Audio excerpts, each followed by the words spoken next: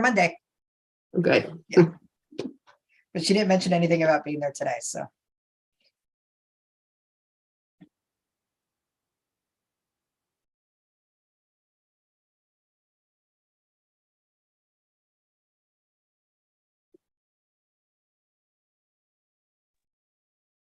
You can go ahead and start the meeting, Gina.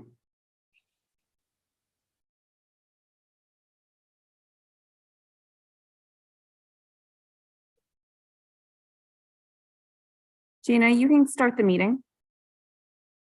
Okay. Okay, well, welcome to the LAVTA Projects and Services meeting on November 28th. Can I get a roll call, please? Yes, Vice Chair Brown, Here. Director Josie, Here. Chair Bonanno. Here. We have a quorum. All right, very good. If you give me just a moment, I'm going to bring up the agenda. Apologize for not having it up already.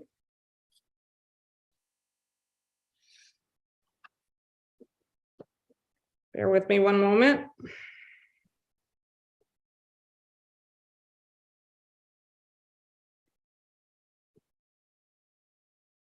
Okay, so we are on to a public forum. This is an opportunity for members of the public to talk to us about anything they'd like to share, not on this afternoon's agenda. Jennifer, do we have anybody from the public who would like to comment? So currently we don't have any attendees in this meeting, and I didn't receive any public comment via email. Very good, thank you. So we will go ahead and close the public forum and move on to agenda item number 4, which is approval of the minutes from our September 26th meeting of the Projects and Services Committee. Can I get a motion to approve? So moved. Josie? Second, Brown. Thank you. We have a motion, first and second. Could we get a vote, please, Jennifer? Yes, Vice Chair Brown, Yes. Director Josie, Yes. Chair Bonanno. Yes. Motion passes. Thank you. We'll close that item and move on to item 5, which is a special MTC FY 24-28 short range transit plan. And I think we're going to have a staff report on that. Yes, so I'm filling in for Tony. He had an emergency and had to leave. So he asked me to cover, and I will do my best to answer questions. Every so often we have to do a short range transit plan and a long range transit plan. And as I'm sure you recall, you just approved a short range transit plan in June. And you just did work on your long range transit plan. So this is a special order from MTC. They actually had us do a number of these types of scenarios at the start of the pandemic, but they need a more formal one for what they're trying to do now. So essentially where this is different than our short range transit plan is our short range transit plan uses kind of their regional predictions. You know, MTC kind of tells us where they really think revenues are going, and ACTC tells us where they think revenues are going. But MTC is working to obtain additional funding. And so they needed transit agencies to do an SRTP that would show kind of what would happen if revenues don't go in that direction. So they sent us the numbers. We had to use their numbers in terms of revenues. And then we had to say, if this was the scenario for revenues, this is how we would respond in terms of our expenses. So they gave us 3 scenarios to use. And one was kind of that everything, all the revenues, fare box and tax-based grants, everything go back to pre-pandemic levels, which is what we're all hoping for. So we did that scenario. And then the current state of service, you know, what your current budget is, the hours you're currently running, what you're already doing. And then there's the scenario of if your taxes stayed, but your ridership doesn't come back, and so your fare box revenue decreases, how would you respond to that? And just as a heads up, our fare box is actually only about 15% of our normal budget. So that one's not a huge change considering. And then what if there were no relief funds and all the revenue went down by 15%? All the tax revenue, all the ridership, everything went down by 15%. How would you respond? And our responses were kind of already done because we had a similar scenario set up when the pandemic started. What we were doing, is more based on ridership, but we also had as the revenue decreased, how would we handle it? So that's what we have put in the report. And then we did revenue projections based on, again, what they gave us. They look a little more bleak than what our actual short range transit plan has in it. But what they're doing is everyone turned in their regular SRTP, and the SRTPs looked, okay, but they're going to go out and lobby for us to get more relief funding from the state and from the feds and from everybody else. So they need the scenarios to show, hey, if we don't get these relief funding, we're going to have to cut a bunch of service, and people won't be able to get to work, that kind of thing. You may have read about this. BART's exercise was in the newspaper last week, and so that's kind of what they're looking for from everybody, so that they can show the fiscal cliff. It's an exercise and it needs board approval, which is why we're here. But I really don't want anyone to take those numbers as gospel, because they also told us don't use any of your reserves or anything else in your scenarios. So LAVTA, all the agencies in the Bay Area have a fiscal cliff, but where they are is all different. BART's is how it is because they rely very heavily on fare box recovery and less so on everything else. And most of the transit agencies in the Bay Area, well, I'm gonna say probably no other transit agency in the Bay Area has a year's worth of operating in our reserves. So our fiscal cliff is way out. A lot of it depends on, decisions in terms of what we spend in capital and that kind of thing. But that wasn't part of this exercise. So Tony actually did all the numbers because I was crazy busy. And so he chipped in. So if I don't have the answer to your question, I will be happy to find out the answer to your question and email you. So I will do my best. And that's all I got. Okay, thank you, Tamara. Let me just ask, I don't think we have any members of the public, but just for the record, I will ask, are there any members of the public that would like to speak to us about item number 5? No, we don't have any attendees in this meeting still. And we didn't receive anything. Carla's got her hand raised, but we didn't receive anything via email either. Got it. Thank you. Thank you, Jennifer. So we'll close the public forum, and I see that Director Brown has her hand up. Yes, thank you.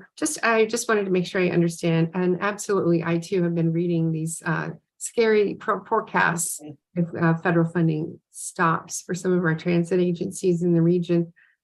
But Tamara, when you said, I want to make sure I understand, it was 1.5 fare box recovery for our organization. Is that 15% of our revenue? Pre-pandemic, 15% of our revenue is fare box.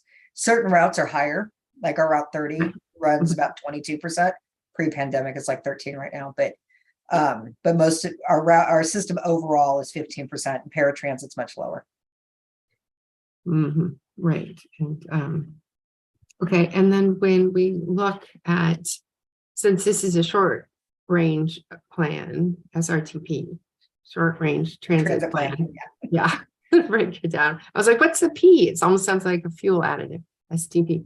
But for our short range transit plan, we're also looking at an expansion and a relocation to our offices. So are you making note in the plan? When I read it through, I didn't see note that would be all on hold. No, that's not in this plan at all, because that wasn't something that MTC, they weren't as concerned with the capital side of it. I guess, in theory, the politicians don't care if we get a new building, but they do want people served. Well, the people with the really big money, like the MTA, they want to make sure we're serving the public. That's their biggest concern. They don't care if we're sitting in hallways or anything. Okay, federal money. But in our actual SRTP that you guys approved in June, the expenses that if we pay for the Atlantis facility if we get federal funding, which is the goal, right? Or some sort of big funding, we're paying 20%. That's going to draw this much out of reserves. That's all in there. And of course, it would come down to the board to decide, operations or capital. What's not in this scenario, it really should be, but it's not, is what are you doing if you can't get any drivers? Because that's really the situation we're in.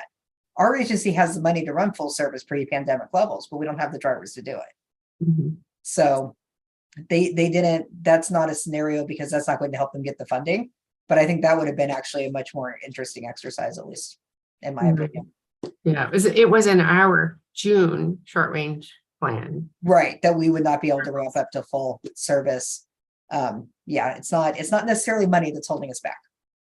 Right. And I thought it was interesting about the different levels of if, we're at this point, we're going to reduce these operation lines, this point, and then the final one is everything's shut down, we're not running anything. So Yeah, Armageddon has occurred. Yeah. Okay. yeah. The goal is to Alright. never reach anything near that, but that Absolutely. Yeah. because it could happen. Okay. All right. Thank you for the presentation. That is my question. Thank you. I have a follow-up to that. So you restricted your 15% fare box recovery to pre-pandemic levels. What is it now? I mean, what is it? Yeah, what is it currently? Is it about the same or different? Keep talking for a minute and let me open up the ACFR. It doesn't have to be precise. I'm just curious, where are we relative to that same metric? I'm going to say it's probably around 10, but that's completely a guess. Less, more or less is actually good enough for what I was curious about. Yeah, I'd say it's probably around 10%, maybe even less. But Okay. And another thing you said that's interesting was if we had drivers, we could return. I'm not sure we would, but you say Right. we could return to pre-pandemic levels if it's only for want of drivers that's preventing us from doing that right now. Financially, yes, we could return to, right. We probably wouldn't with the current ridership levels and the current demand. There's We would or would not. We probably would not. Right. Sending out empty buses to just drive around Sure. is kind of, although there are arguments for that. Most of us here find that silly. So we probably, we're actually not looking to bring our entire, how do I want to put it? We aren't necessarily looking, oh, I was wrong. It's 13.1%. And in 21, it was 7.6. So Okay. not horrible. But yeah, we have kind of scenarios like when the ridership hits here and when we have enough drivers. So our next plan is to return the Route 10 to 15-minute headways from the day peak to peak. So we have a set of gates that we're looking at when things get to certain levels. If we have the drivers, we can bring that back. Okay. Exactly. Yeah. I was just, you just sparked my interest when you said it's only drivers at this point. Yeah. Financially, we could do it, but Yeah. correct. There were some routes that even pre-pandemic didn't have a lot of ridership. And you don't want to, if instead of running the route for 2 people, they could use Go Tri-Valley and we would save a fortune. Right. So, Okay. Very good. Any other questions? Director Josie? This might be slightly off topic, but I tried to use Go Tri-Valley today and was unable to do so based on both apps and the website. hey, Tone. That's his project. I'm like, I've never even used the app because I only use Uber when I'm out of town. So According to our website, you need to download a voucher for Uber, and that link doesn't seem to work. And then you're supposed to put in a code for Lyft, and there's no place within the app to do so. So I was unable to use the Go Tri-Valley, and I'm absolutely willing to submit that this was 100% user error, but perhaps not, and perhaps we could make it easier. First of all, I had a very hard time even finding information on our website about it. And I spent a little bit of time searching on our website, and our search function doesn't seem to be terribly robust. And this is completely off of our agenda, so I don't want to spend too much time on it, but we might want to make that a little bit more user friendly. I mean, it certainly saves us money if people can't figure out how to use it, but that's not our intent. So maybe a discussion at another meeting would be great on making sure that we are all walking through the details of how to use it so that we can help our constituents, but also so that, we're quality control testing it to make sure that it works as intended and that people can find it and can use it easily. No, that's great feedback. I mean, with the old website, I know it's front and center where you can click on it and it will take you to the Go Tri-Valley page where it will describe the process, what you need to do step by step in the Q&A session.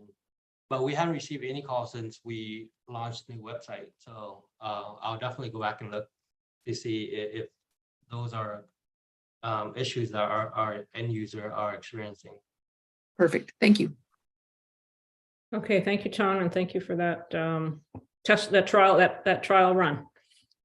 Okay, anything else on this topic? I think we need a motion and Yes, please. I'm happy to move that we recommend approval to the full board. And I'll second that. okay, first and second, Jennifer, get a roll call, please. Vice Chair Brown, Yes. Director Josie, Yes. Chair Bonanno, Yes, motion passes. thank you. Okay, we'll move on to item 6, which is a preview of upcoming project and services committee agenda items. Okay, before I do that, I want to introduce everybody to Nathan Barreras. I know I'm going to pronounce that wrong. Sorry, Nate. He started last Monday, and he is our new capital projects manager. So you will be seeing a lot of him because he'll be bringing the projects that he's going to be managing to this committee. So Welcome, Nathan. Yes, welcome. We're looking you. forward to more capital projects. Oh, yeah, definitely. The more capital to go with those new projects would be great. Mhm. We'll work on that too. we're in a crazy situation where we have a bunch of projects that have grants that we haven't been able to start. So Nate's going to do that, and then that will free up Jennifer Yeamans to go apply for more grants for more projects. So Awesome. we will be very busy. Thank you and welcome again, Nathan. Okay, so do we have do you want to say anything about upcoming agenda items? Let me stop you for a moment if I could. Yeah. Director Brown? Sorry, I thought you were moving on to the next agenda item. Under matters initiated. Well, I'll just do this real quick now that I've actually looked at it. It looks like in January, we're having our results from our Dial-A-Rate customer satisfaction survey. And all the other months will be about the same. There will be things coming up. They're just not on here yet. But Nate will be working. He's already jump-started on a couple projects. So Jennifer Yeamans has spent a lot of time with him going over the projects and priorities and what needs to be done next. So you'll be seeing things in the upcoming months. Okay, thank you. I think we're ready now to move on to item 7, matters initiated by committee members. Yes, if I may, thank you. I'll raise my hand, drop it down. Tamara, previously board members had a pass to ride the buses. And this was an intent to encourage ridership by board members. These are our quality control. We're not there to say, hey, do you know who I am? It's really to even anonymously or semi-anonymously use the services provided. I have had a pass, but it long expired. This is something in the past. I would like to have that consideration for next year for 2023 by all board members. And then even if there is any, I feel confident that Director Josie and Tone will be able to coordinate a communication on how best to use Tri-Valley Go. But there again, this idea of encouraging, we're a small number of board members for a large area. And if we really should be using the services that we're providing to our customers so that we can bring back to this board or to staff, how best to, from a firsthand point of view. I could not agree more with that. It is still our policy for the bus passes. If it's expired, you just need to bring it in and Jennifer will give you a new sticker. If you can't find it or you don't have one, you need to just come in and she'll take your picture and she'll print the pass up for you right there. Well, could I be a little bit lazy here and just use our pictures that you see on your own webpage. Hey, Because- Jennifer, is that possible? I've never actually printed the badge. Yeah. don't know we can do that. You can do that? That would be great. Send them on out to us and let's try to, even if it's a little bit of an effort, to use the services that we provide to our residents and give a little feedback. So that'd be great. Thank you, Jennifer and Tamara. That'd be great. Okay, I have one. Director Josie, do you have anything? This is my last committee meeting. I have one more board meeting on my schedule for Monday before I term out. So I will get to say goodbye then, but I'm wondering now that I've been chair for one meeting, I think I have to turn it back over, I assume, to Vice Chair Brown. Is that what's going to happen? And do we need to vote on anything? What do we do since this is my last committee meeting? So the vice chair will, Which is why I was, excuse me, which is why I was a little surprised that I had forgotten that I had been installed as chair, which is why this meeting started a little rough, because I thought that could possibly be true because I'm only here for one more meeting. right. So it will, the vice chair will take over temporarily, but the actual chair will have to be from Livermore. So once we get that new appointment from Livermore, they get to be, chair pretty much right off the bat.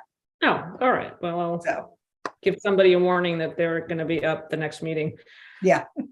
Great, thank you. And I guess I'll sort of jump to number 8, but as part of item 7, is it planned to have a meeting the day after the Christmas holiday?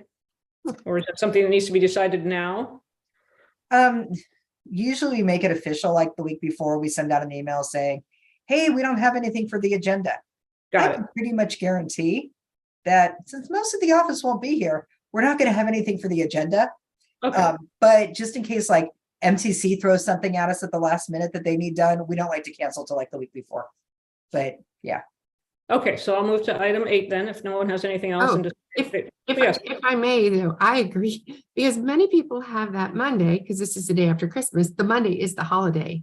And I'm a little surprised that it's not considered a more of a regional or national holiday the day after Christmas. Yeah. So you happen to know, are most people getting then Friday off instead of that No. Monday?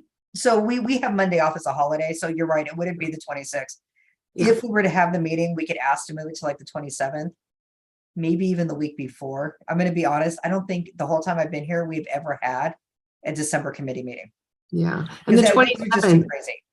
27th is the finance meeting, so that usually Yeah. follows on a Tuesday, so. Right. And we, again, I mean, to be honest, that week between Christmas and New Year's, there's usually like 2 of us here. So, So it you know. sounds as if the meeting is likely to be canceled. We're not going to officially do anything until the official notice comes out, which will be a week or so before the holiday. right. And if something Tomorrow. urgent comes up, we could always move the meeting a week earlier. Tamara, Jennifer? we will need a special board meeting just due to the fact that we've got, I know I see your face, telecom. Well, yeah, I would have picked that week. No, it would need to be the week before. Yeah, because it just any day that week is it's just crazy for everybody. The week before is crazy too, because everyone's still shopping. So, but if it's a 5-minute meeting, we could probably fill it in. I forgot about the special board meetings. Okay, I will, if there's nothing else, anybody have anything else? Any closing questions, comments, remarks? Okay, then I think we can adjourn this meeting to the next meeting, which is still scheduled for December 26th, but will likely be moved or canceled. Yes. All right, thanks, everyone. Thanks Thank for you. cheering. Thanks, everybody. Thank you, everyone.